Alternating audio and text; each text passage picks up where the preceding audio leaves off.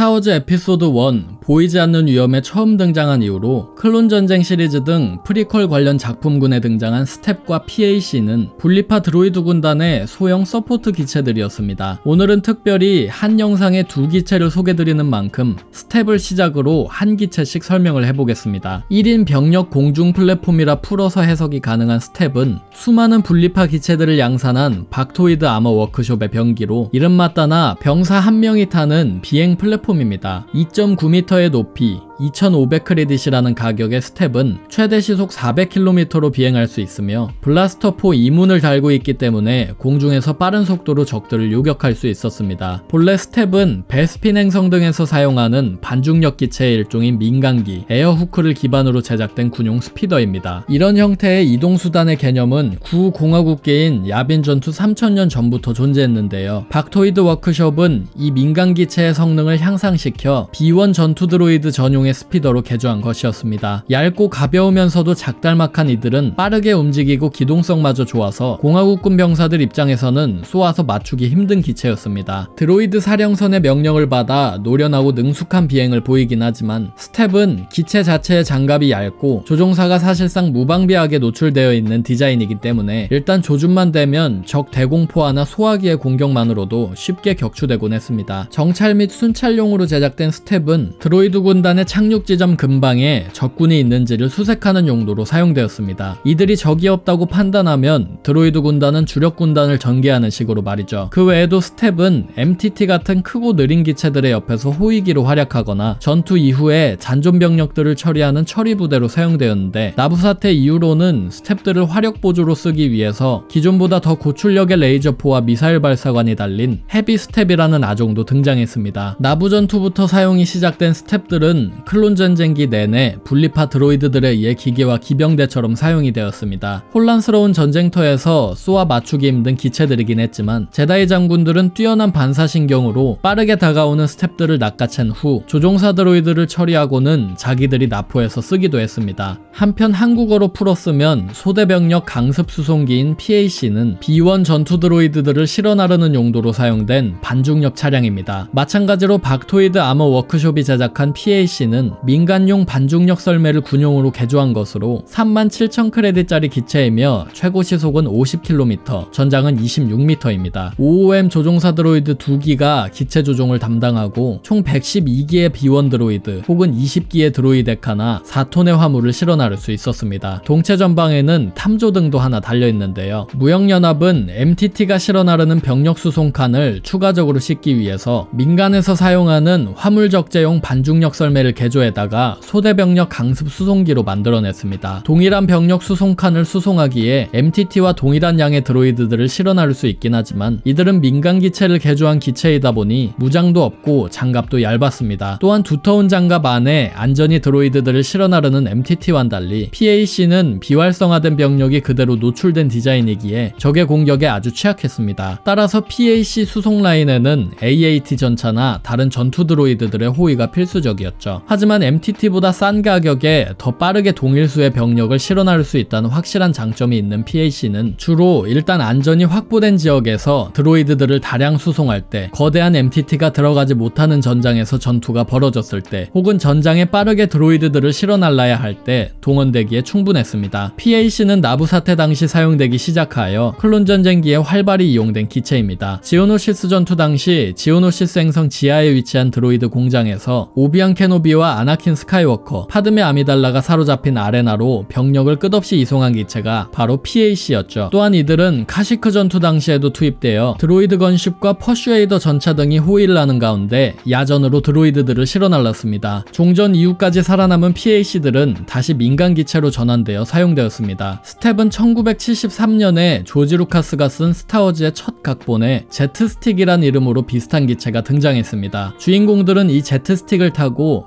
빽빽한 밀림을 헤쳐나갈 예정이었죠. 이후 프리퀄 시기에 접어들어 스텝은 제다이의 귀환에 등장한 스피더바이크처럼 조금 더 살이 붙은 모습을 갖게 되었습니다. 디자이너인 더그 치앙은 이를 두고 가벼운 몸을 지닌 벌새에 비유를 하기도 했죠. 본래는 스텝의 추진기가 다리 부분으로 내뿜는 방사능 때문에 일반적인 유기체들은 타지 못한다는 설정이 붙었었지만 후일 이 설정은 레트콘 되었습니다. 한편 PAC의 경우 디자인 역사는 알려진 바가 없지만 이름에 대한 짧은 비화는 있습니다. 이 기체들은 아주 오랫동안 정식 명칭이 없이 배경 기체로만 등장했는데 이후에 팬들이 부르는 별명이었던 PAC가 정식 명칭으로 붙은 케이스입니다. 오늘의 영상은 여기까지입니다. 채널 구독하기와 영상 좋아요, 후원은 저에게 큰 힘이 됩니다.